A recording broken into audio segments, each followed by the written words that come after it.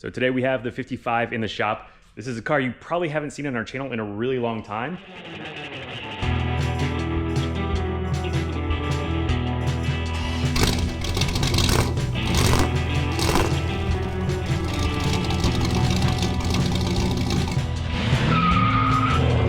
And that's kind of because it's like my project car of shame. But today we're gonna be doing a lot of work on it.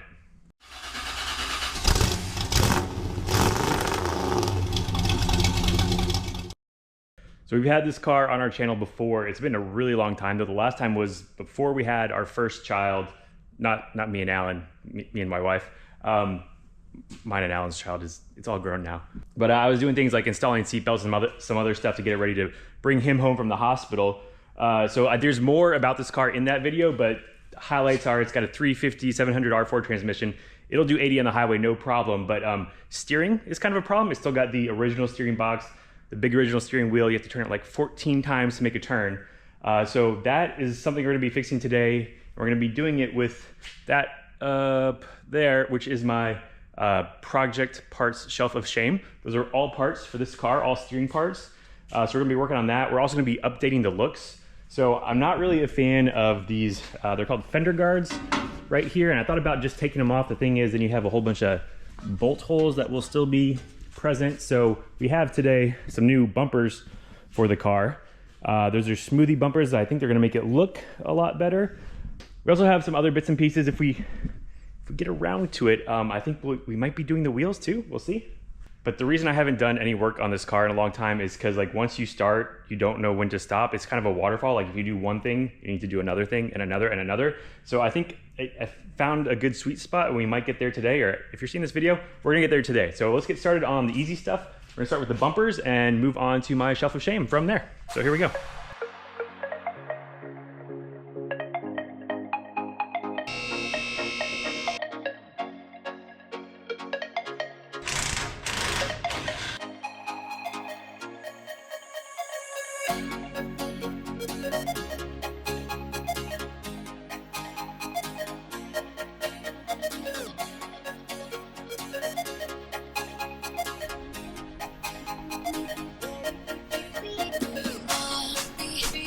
So what are we, like not even a minute into this video? I'm already picking up a pickle beer.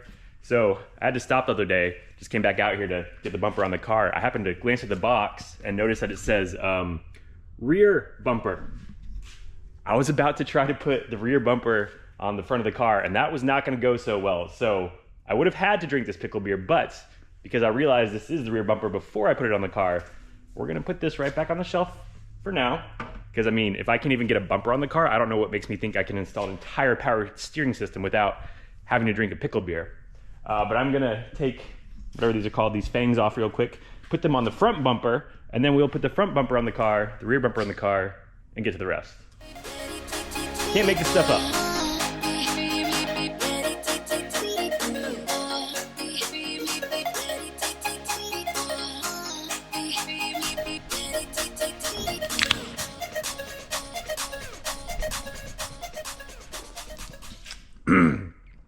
Pickle beer, the drink of failure. I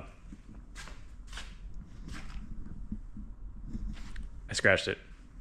So I may have scratched the fender, but this thing is a boondoggle to begin with. So I knew that this thing had been hit at the front at some point before, because this bracket right here, it's not exactly straight. It's kind of pie-shaped, but there's other stuff in here like this bracket right there, which is not aligned with that hole at all. This bracket over there, that one's like way too far out. It's been bent in the wrong spot. And so I think I'm gonna just have to take all this stuff off, get the bumper where it needs to be, and then like re-bracket everything. Working on old cars.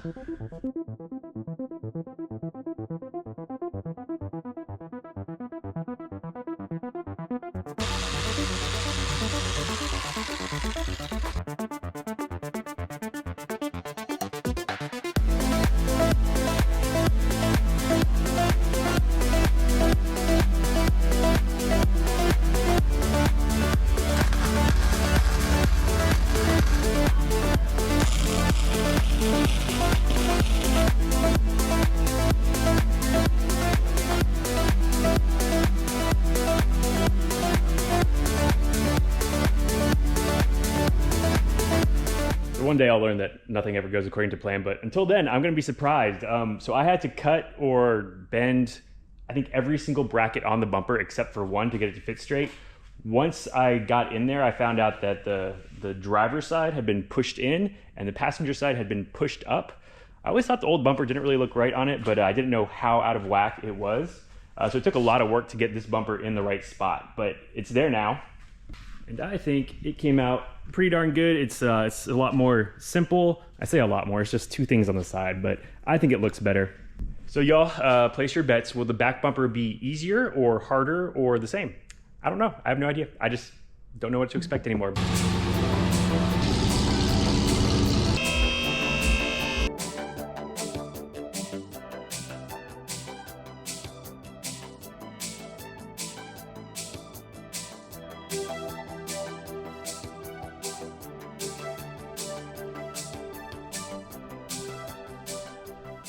I'm just kidding. So that's how the front was supposed to go. So undo like what, 6 bolts or something like that, take the old bumper off, put the new bumper on, bolt it back up, good to go. Granted, I did find out the rear bumper has also seen some stuff. So if you check out like right here, that's just like a gouge of some sort. There's another one over here. It's been better covered up, but it's rusting away. You can see right there. So at some point, somebody backed into something. The bumper was pushed up and it went up in there and got that. But it's not anywhere near as bad as the front.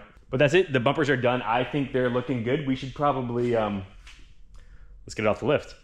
All right, I think I lied to you. I believe about a month ago, I said I was gonna get the car off the lift and we could take a look at how it looks. Thing is, I did that, I've been driving it around. I think the bumpers look good, but there's one thing that's still bugging me, and that is the wheels and tires. So these are actually from 2015, and if you know anything about wheels and tires, that's really old. They're probably starting to get brittle. They still have a lot of tread left on them, but they need to be replaced. So the last time I replaced the wheels and tires, I kind of got peer pressured into keeping the white walls. I know a lot of people like them. I know it's the classic look. I don't like them. So this time around, they're going. And so since it's been about a month, that gave me time to order these.